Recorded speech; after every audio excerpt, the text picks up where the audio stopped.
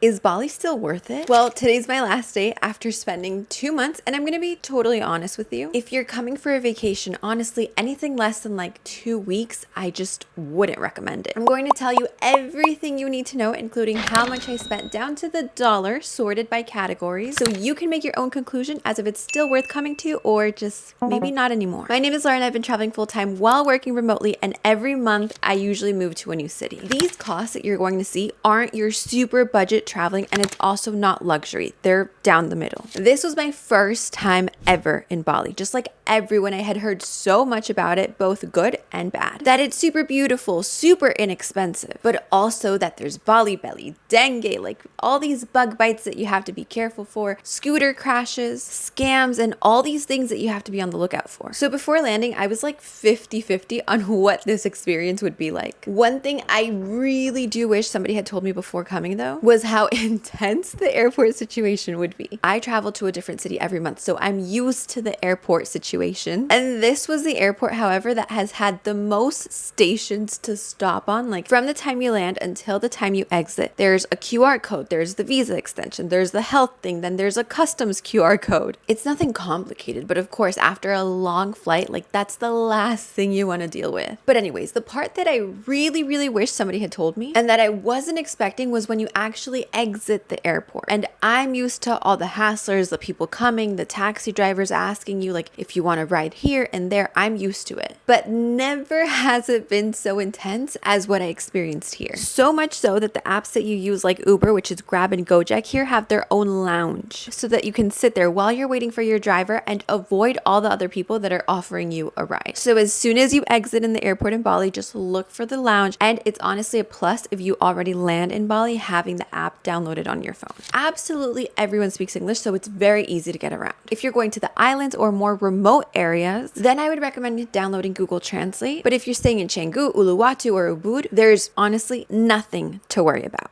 Now here's where the decision you make could either make or break your trip to Bali. I was honestly very worried whether I would like the place that I picked. Ended up being part of the reason why I decided to extend from 1 month to 2 months. So there's basically 3 main areas to stay in: Canggu, Ubud, and Uluwatu. A lot of the people will hate on Canggu, and I'm usually the type that I prefer a quieter place. Like I'm not really into like those cities that feel super busy and hectic, but there's nothing in the world like Canggu, and you're about to see it for yourself. Ubud is a bit smaller and has like more of a relaxed hippie vibe, and Uluwatu is supposed to have the nicest beaches, which honestly it's about like a 1 to 1.5 hour drive from Canggu. So I went on the search for them and I did not find these beautiful, amazing beaches. I don't know if it's because obviously I'm here in rainy season, but the beaches really haven't been that great. But Uluwatu anyways is more of a resort style and like more for families. Now besides these 3 main areas to stay in, there's different options when it comes to accommodation here. You have the villas, the typical ones that you're seeing on Instagram. Then you have your guest houses, you have co-livings, hostels, and then hotels. But honestly, like hotels, there's really not that much. The other ones are more common to see around. Guest houses, you get your own room, but usually the kitchen is shared, similar to a co-living. The only plus on the co-living is that 9 out of 10 times they have co-working spaces where you can obviously work from. And then hostels would be the most budget option, which usually you can find rooms that you might be sharing it with another person. This time I picked a co-living. And I was scared. Usually I stay in Airbnb, so I have my own kitchen, I have my living room, I have like my space. So I was a bit worried about like, okay, how much are we having to share? Like, what is the kitchen situation like? What if I get tired of like seeing people? What if I feel like I don't have enough like of my own personal space? But I wanted to meet people. And 90% of the times when I stay in an Airbnb, I literally don't meet anybody. That's one of the biggest, and I've always said it, one of the biggest downsides to traveling full time is that literally it gets super lonely. The co-living I picked is called So Cool, a place with 5 stars on Google, like great reviews. So obviously I was like, okay, like it has to be good. I have to check it out. Also, everything that I found online for my research, like it seemed to be a newly built building. Like it was very nice amenities. So it has to be cool. I was really crossing my fingers. The room is definitely small compared to what I'm used to. And obviously there's 2 of us. I always travel with Gabe. So it's definitely like a bit tight for a couple. But even then, we decided to extend it for a second month. And mainly because of this one reason. Well, actually, there's three. The community. Never, ever have I been to a place where everybody's so welcoming. Like everybody's like-minded. Everybody's like on the same exact page here. 90% of the people here in the co-living, they're coming here because they're also working. So they're here for a long stay. They're usually people building businesses or they work remote for a company. They want to build a routine while they're here instead of being like on that vacation vibe, like, okay, this, like following an itinerary. So it's super easy for the community to just grow tighter because you're literally all on the same page and living under like one building roof. I mean, and everyone here has their own room. I think in the co-living, there's like 24 to 30 rooms if I'm not mistaken, but it's like we're all here and we see each other every day. So it's like you build a tight community. Number two, the location. We did consider moving at the end of the month. We obviously went to tour different villas, guest houses, see like, okay, what other options are there? But honestly, the location where we're at is so central to everything. Like we're right in the middle of the places that we go to every single day. Obviously, here's where we sleep and we work. Nirvana, which is the gym that once you see it, you're going to flip out. It's the wildest gym I have ever seen in the world. Then Paddle, which I picked up here. And then the best restaurants are all around this area. Number three, obviously the working space. When you're surrounded by other people who are also on the same page and they're like focusing at work, you get motivated. So there's tons of comfy setups in the co-work. There's different standing desks. You have the option to choose like whatever you want. There's call booths and just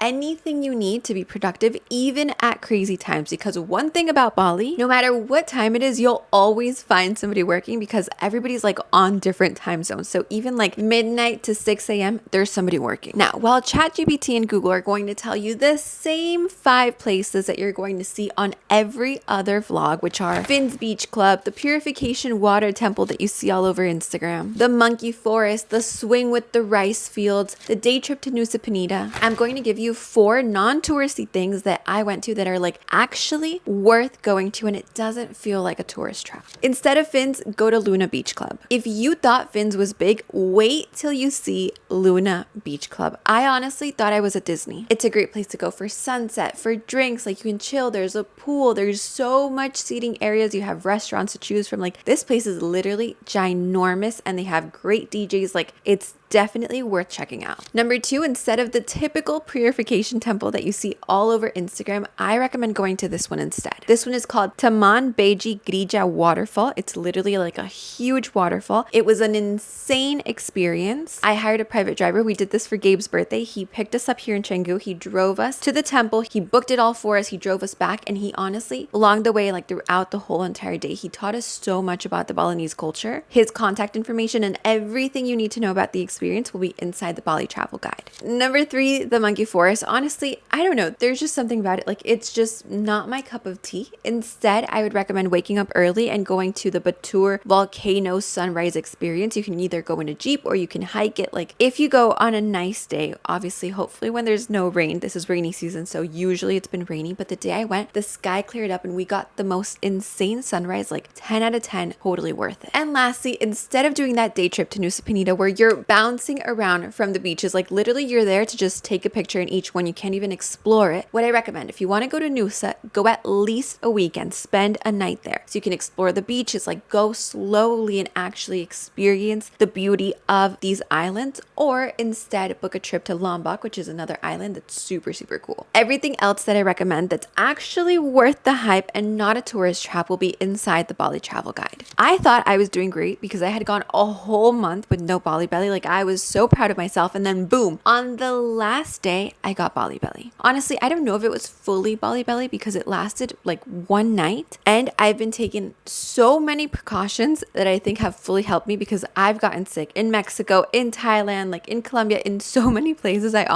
have a weak stomach. That's something that I really need to work on. It's my New Year's resolution for this year. So I've learned all these little like tips and tricks to avoid Bali Belly. So if you want those recommendations, just DM me on Instagram, send me a message, avoid Bali Belly, and I'll send you those tips. Now, to avoid dengue, if you're like me and you've been seeing all those terrible videos on TikTok, like your algorithm is all like terrible, just like mine was a couple days before coming and I was literally paranoid. Don't be. The only thing you need is mosquito repellent. Make sure you're spraying it all the time. Like we're in a tropical area, you'll be fine. Scooters. Honestly, if you do not know how to drive a scooter, if you have not driven in a place similar to here where you have crazy roads, like roads with lots lots of holes and lots of traffic, just don't do it. Like, avoid getting into an accident because it's very, very possible if you don't know what you're doing. Like, the roads, it's not that they're not great. Like, when I go past a hole, the next day it's usually covered. But then with the rain, and obviously they don't let it like fully recover because they don't mark it like it's in the middle of the road, then the next day like it'll be covered, but then 3 days later the hole will be back. So there are different potholes that you have to be aware of. And honestly, I was somebody that I kind of learned how to ride a scooter in Mexico, but it's nothing like here.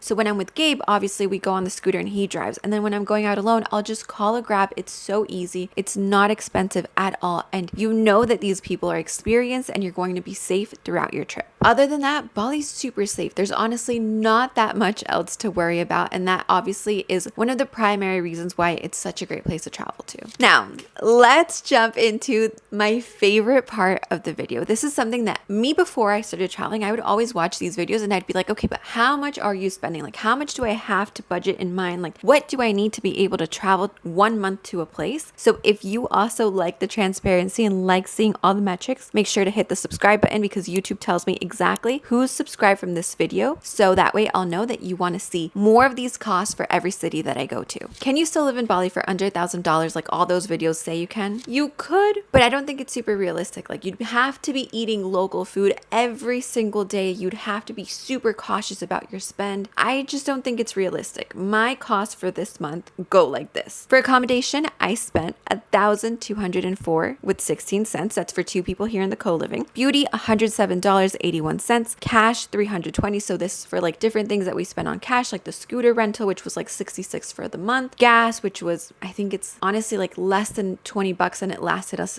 a full month, like little things like that. Dining, $1,634.13. Entertainment, $424.41. This includes the tours, beach clubs that we've gone to, and things like that, like activities, paddle. Groceries, $126.31. We did not cook here. Like, you really don't cook in Bali unless you really want to. And obviously with the shared kitchen, like, we just didn't cook here. It was a lot easier to eat out. Gym, $451.12. Now, obviously here in Bali, you have a gym in every corner and there are great gyms. You do not need to spend as much as I did here in a month in Bali. But when you see Nirvana, when you see everything that it offers, when you see also the food that they offer and like the quality of it, how clean it is, if you're like me, you're gonna fall for it. So literally, I signed up this month, I signed up the last month. Like, Nirvana is a place that I will miss the most in Bali, and it's probably one of the main reasons, like also with the co-living, why I ended up extending. It's so comfortable. They have absolutely everything there. We've met so many great people in Nirvana. I made a full video showing you the tour, everything that it includes per month, so make sure you check that video out after. Health, $264.97. This was for the IV that I got for Bali Belly, and then like medications and antibiotics. Pharmacy, $49.39. Shopping, $198.67. Transportation, these are the little Grabs that I've been taking, $42.29. Visa, so you do have to pay a visa upon entry or you can apply online. So for 2 people, $66.20. Then the visa extension in order to stay 2 months, $104. Ooh, a squirrel just ran through the roof. I was like, what is moving? That was a squirrel. Okay, back to visa extension, $104.57